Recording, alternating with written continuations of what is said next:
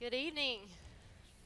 I am so pleased to be with y'all tonight. My name is Connie Post, and I want to share a story with you of a wonderful teenage girl named Cadence who lost her words several years ago and has spent the last dozen years working diligently to recover them so that she can have a voice in this world. But until that moment fully comes, I am so honored to speak for her and to share part of her story here with you tonight. Like all stories, this one has many elements. We were overjoyed at her arrival, and we were broken at her diagnosis at age 3. And then when Cadence was 12, almost 12, our family experienced a defining and harrowing experience that just changed the course of her story, and I want to tell you about that tonight.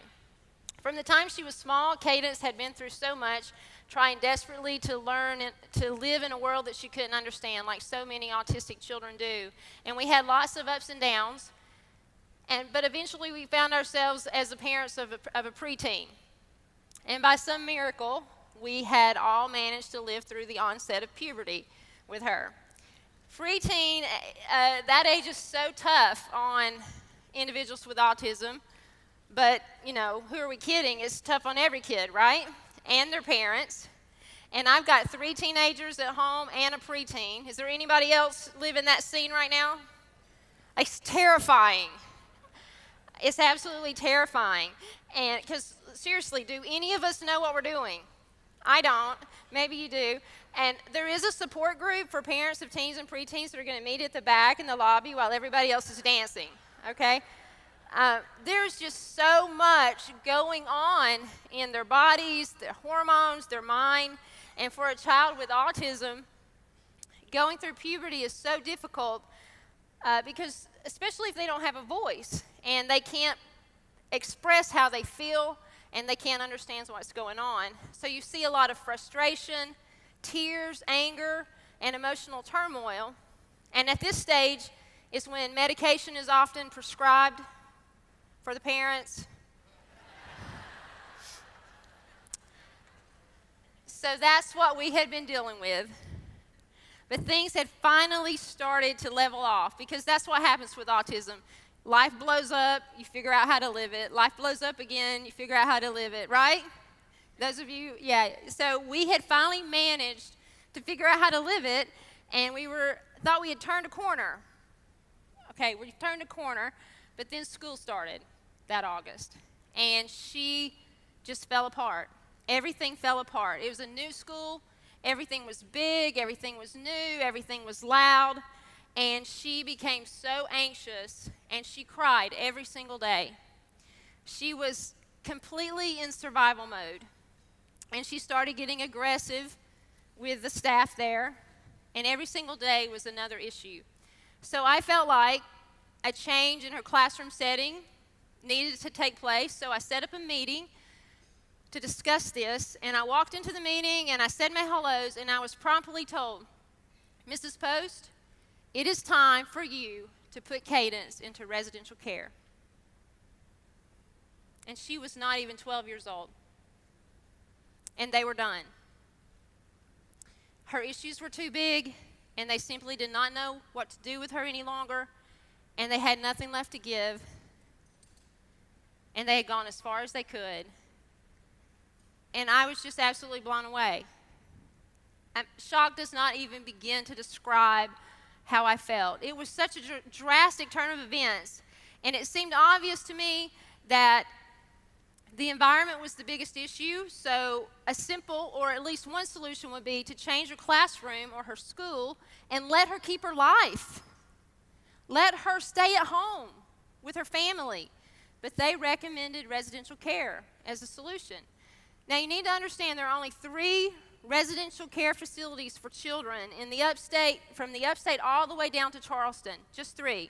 And the closest one to us is below Columbia, 2 hours from here. And 2 of those are private group home type setting that are designed for autism, and the other one is a behavioral health facility that treats a wide range behavioral health issues. And so here's what I was told. That my not quite 12-year-old daughter, who is completely nonverbal, should move out of my house, away from me, her father, and her 4 brothers and sisters, because this was the next step for her. I was told that just like other kids move off to college, this was the next step in her development: residential care. Of course, that meant that she would lose her complete support system, everything that she had known for her whole life. She would be in a facility with strangers who did not know anything about her, 2 to 3 hours away from me, away from home, and I would not see her every day, maybe not even every week. And when I did visit, not live with, but visit my 11-year-old nonverbal daughter, she would not be able to tell me a single thing that was happening in her world. I thought I was going to die. I was absolutely devastated. I know that I will outlive her, and she will most likely need care in a residential facility one day. But I was not prepared for that day to be when she was 11 years old, and neither was she. Not when we were managing life. I mean, true, our life is messy, but it's our mess. You know, and we were managing pretty well. Could you do that? Could you send your 11 or 12-year-old daughter or granddaughter or niece 3 hours away from home without a voice? There's sexual abuse in my childhood that scarred me deeply. And when I became a parent, I promised myself that I would do everything in my power to never have my children experience anything like that. And I was absolutely terrified. I couldn't sleep. I couldn't eat. If I sent her to a facility like that, she would be scared. I was her voice. I was her advocate, and I was her right hand. Would she think that I had abandoned her? I mean, there's no way I can make her understand what was happening. There was no way. And what if she got hungry or sick? I mean, they wouldn't know that she likes to cut her hot dogs up into little pieces and dip them in ketchup. They wouldn't know that she's scared of the dark and needs a nightlight to sleep. And they wouldn't know how she acts when she isn't feeling well. And if she were ever hurt in any way, our lives would never be the same again. I couldn't undo it. I can never make that right, ever. Of course, if I ever found her hurt, I would most likely spend the rest of my life in jail, because there's no way I would leave that facility without her except for in handcuffs in the back of a police cruiser. No way. So my husband, Michael, and I, we visited all the facilities. We did our research, but we just could not make any peace with it. But the problem was we didn't have any other solutions, any other options. We couldn't come up with anything else to do. And this was not really a solution at all. So we did what most desperate people do, and we prayed for a miracle. You know, our theme tonight is Friends Offer Friends Hope. And they really do. A friend of mine came to see me at my house, and she said, I heard about this place. I don't know if it can help Cadence or not. And she handed me a piece of paper that had 2 words on it. It said, Hope Reach. I didn't even know what that meant. But I quickly learned about Project Hope and the Hope Alive Junior program, and dared to believe that this could be the option that we were looking for. And I prayed that they would live up to their name. And can I tell you, they have, in every possible way. Yes, in every possible way.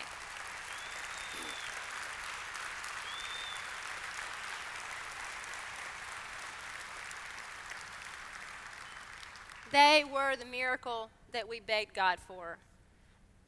And they were the turning point in her story. Cadence has been in the Hope Alive Junior program for 3 years now. She's 15 years old, and she's doing things that we never thought that she could do. She's learning to use her iPad to communicate, and they are teaching her that. For years, she was unable to tell us anything that she wanted, nothing. And within months of coming to Project Hope, she told a guy at a concession stand at a ball game, a complete stranger, that she wanted some M&Ms. She just kept she just kept pressing the button, M&Ms, M&Ms, M&Ms. So she got lots of M&Ms. And everybody's cheering at the ball game, and I'm over there cheering for Cadence. It was the first time ever that she was able to tell anyone what she wanted. I mean, can you imagine waiting 12 or 13 years to say the simplest thing, and finally you can, and people actually understand? Project Hope has given her they're giving her a voice, and that gives her independence, and that improves her quality of life. And they're teaching her life skills. She can do basic chores, she can cook some, she can pack her own lunch, she can even wash some of her own clothes. The rest of my teenagers could learn a lesson from her.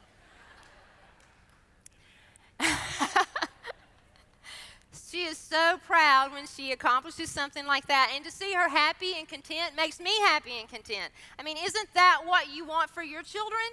To have purpose, to have contentment, and to have happiness. And they're giving her that. And you know what? She can take care of her own hygiene now. And that is huge. I mean, I get that teenagers stink at taking showers, but it's usually because they don't care, not because they don't know how. And she can take care of her entire cycle of hygiene, including her monthly menstrual period. And you know what? That not only gives her independence, but it gives her dignity as well. So instead of being set aside, she has blossomed, and she has soared. She has.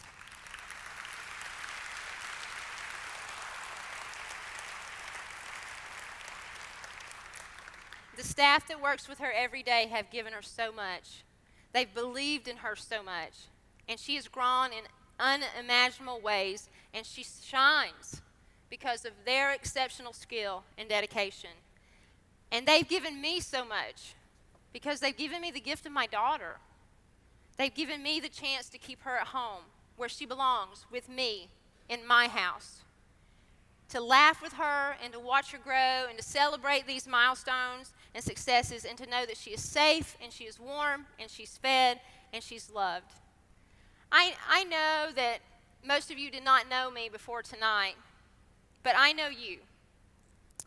I know that you are generous and gracious and kind, and I know that what you do here tonight helps keep Project Hope operational so that they can do the work that changes lives.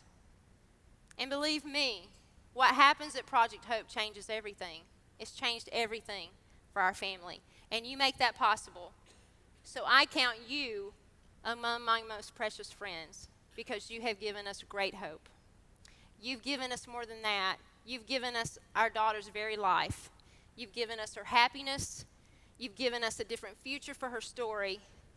And because of you, a happy ending is being written to this story every single day.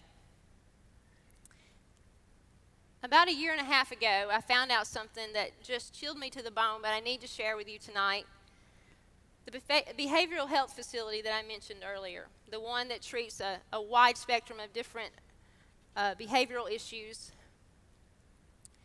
it was the only one that we could get Cadence into in a timely manner. And so if she had gone into residential care, it would have most likely been that facility. That facility has come under investigation because a woman with a 20-year-old autistic son went to visit him there and found that he had lost excessive weight and he had marks all over his body. And that facility is now facing 25 allegations of neglect and abuse, including accusations that children were eating out of trash cans. Children with bite marks on their body and being struck and hit by adult staff members. Listen, friends, I am not being dramatic when I say that you saved her. You did, and you still are. Thank you for saving her. Thank you for keeping our family intact. Thank you for sparing her possible abuse and neglect. Thank you for allowing her to be at a place like Project Hope where she is safe, cared for, and is celebrated every single day.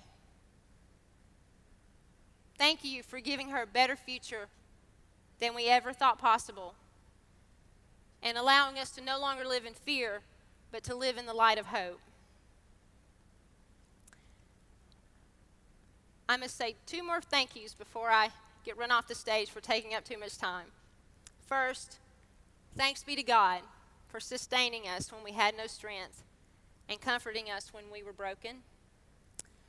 And to Lisa and Susan, what you've created here is exceptional, and it is beyond compare. It is absolutely without rival, and you, my friends, are the true heroes of this story.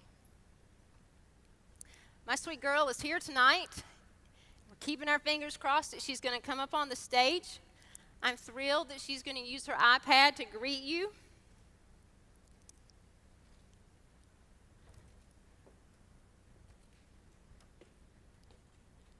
That's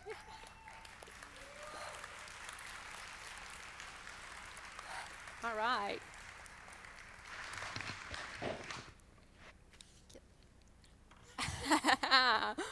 All right, let's turn this way so I can put the microphone to her iPad. Do you see yourself? It's pretty awesome, right? Cadence, all of these people here are for you and your friends and the Project Hope community. Would you please come and introduce yourself to them? Will you introduce yourself?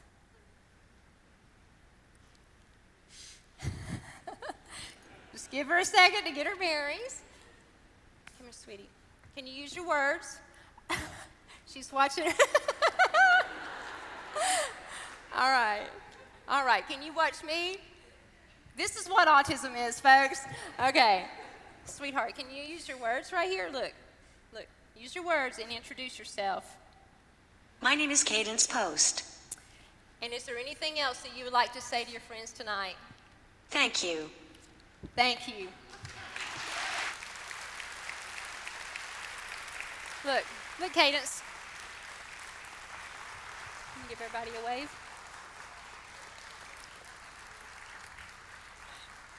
Good job.